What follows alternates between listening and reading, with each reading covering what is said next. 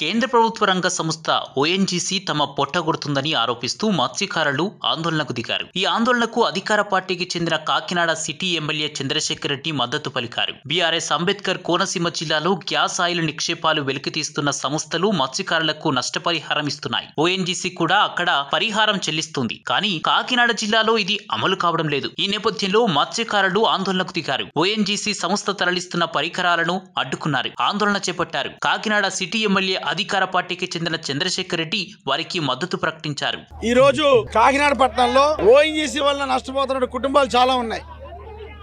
ముఖ్యంగా ఏటుమొగ ప్రాంతం అందరూ కూడా బోట్ల మీద నివసించి వేటకెళ్లే కుటుంబాలన్నీ కూడా వీళ్ళందరూ కూడా గతంలో 2009లో ఓఎన్జీసీ వల్ల నష్టపరిహారం జరుగుతుంది అని, ఆ నష్టపరిహారాన్ని మా కాకినాడ ప్రజలకు కూడా ఇవ్వాలని ఆ రోజు అందరం కూడా ఓఎన్జీసీని రిక్వెస్ట్ చేయడం జరిగింది.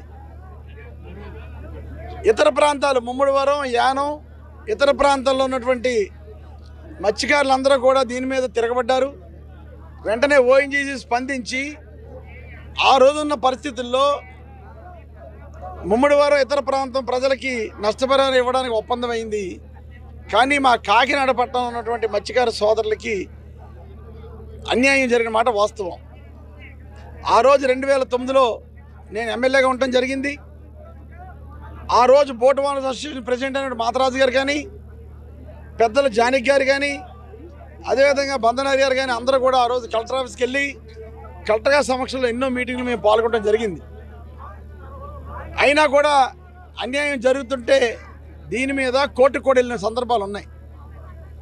కనుక తప్పకుండా మన ముఖ్యమంత్రి గారు వచ్చినప్పుడు కూడా చెప్పాం, ఈ ప్రాంతంలో ఉన్న వాళ్ళకి అన్యాయం జరుగుతుంది, న్యాయం చేయాలని అడగడం కూడా జరిగింది.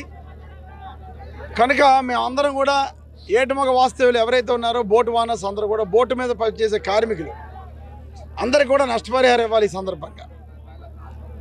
కనుక దీని మీద ఉద్యమించడానికి మేమందరం కూడా కంకణం కట్టుకున్నాం.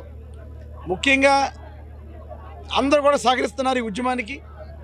తప్పకుండా 100% మా కాకినాడలో ఉన్నటువంటి మత్స్యకార కుటుంబాలు ఏవైతే ఉన్నాయో, ఎవరైతే ఈ ఓఎన్జీసీ వల్ల నష్టపోతున్నారో ఆ నష్టపరిహారం ఇచ్చే వరకు కాకినాడలో యాంకరేజ్ పోర్ట్లో కానీ, డీప్ వాటర్ పోర్ట్లో కానీ ఏ విధమైనటువంటి యాక్టివిటీ చేయనివ్వం. ఓఎన్జీసీకి వెళ్ళినటువంటి ఆఫ్షోర్ మెటీరియల్ ఏదన్నా కూడా వెళ్ళనివ్వం.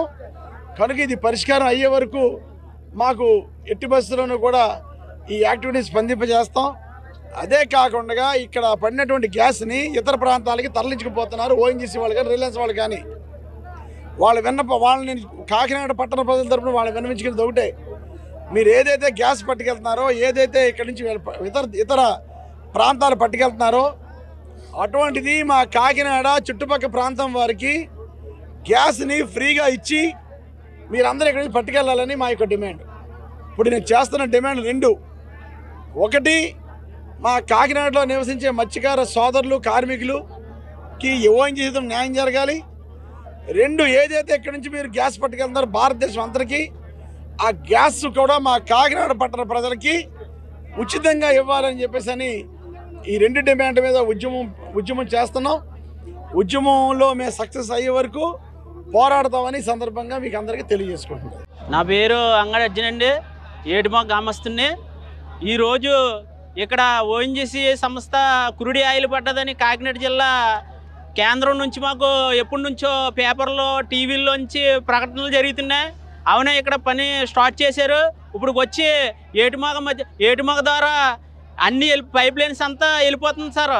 కానీ ఇప్పుడు వచ్చి ఏటుమొగకి లబ్ధిదారులు కానీ ఏవి కానీ మాకు నష్టపరిహారం ఏది రావట్లేదు. ఏదన్నా ఓఎన్జీసీ వల్ల గొడవ ప్రతి 69 గ్రామాలకి మత్స్యకారులు డబ్బులు పడతా ఉంటే ఓఎన్జీసీ ఈ రోజున ఏటుమొగలోనే ఉన్న మత్స్యకారులే ఏటకెళ్ళి ఇదిగా కష్టపడి వస్తారు. ఎక్కడెక్కడో కాలువలో ఉన్న వాళ్ళకి డబ్బులు పడుతున్నాయి. ఈ ఏటుమొగలో కాకినాడ సముద్ర తీరం ఉన్న మత్స్యకారులకి ఎందుకు పడతలేదు? ఇక్కడ నుంచి వెళ్తుంది రవాణా. అది మాకు మత్స్యకార డబ్బులు రావాలనేసి మేము ఇప్పుడు ధర్నా చేయడానికి వచ్చామండి. పైప్ లైన్ ఆపనాకే ఈరోజు కంపల్సరీగా ఈ ధర్నా ఎక్కడి వరకన్నా వెళ్తుంది సార్. మాకు నష్టపరిహారం రావాలండి.